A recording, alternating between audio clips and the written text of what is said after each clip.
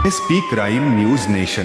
जुना तुळजापूर नाका मड्डी वस्ती येथे नामदेव गजानन चौगुले वय 42 राहणार तळे हिप्परगा सोलापूर याचा खून केल्याच्या आरोपावरून शंकर गुंडप्पा लिंबोळे वय 43 राहणार शांतीनगर मड्डी वस्ती याला जिल्हा व सत्र न्यायाधीश RJ कटारिया यांनी जन्मठेपेची शिक्षा व 2000 रुपयांचा दंड ठोठावला तर तिघांची निर्दोष मुक्तता केली.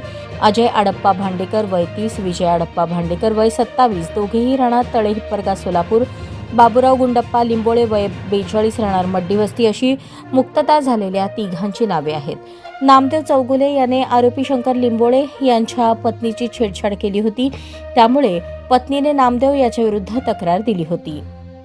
7 सप्टेंबर 2021 रोजी रात्री 10च्या सुमारास आरोपी शंकर याची पत्नी घरी झोपली असता त्यांच्या घराच्या दरवाजावर कोणीतरी लाथा मारू लागला, म्हणून आरोपी शंकर याने दरवाजा उघडला असता त्यावेळी नामदेव चौगुले हा तिथे होता व तुझ्या पत्नीने दिलेली तक्रार मागे घे म्हणून तो शिवीगाळ करत होता.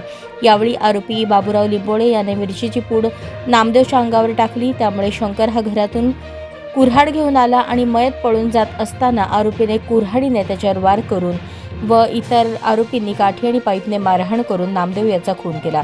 शंकर हा स्वतःहून कुऱ्हाडीसह पोलीस ठाण्यात हजर झाला. वरिष्ठ पोलीस निरीक्षक बाळासाहेब भालचिम यांनी फिर्याद दिली होती. गुन्ह्याचा तपास करून पोलिसांनी आरोपी विरुद्ध दोषारोपपत्र दाखल केले होते.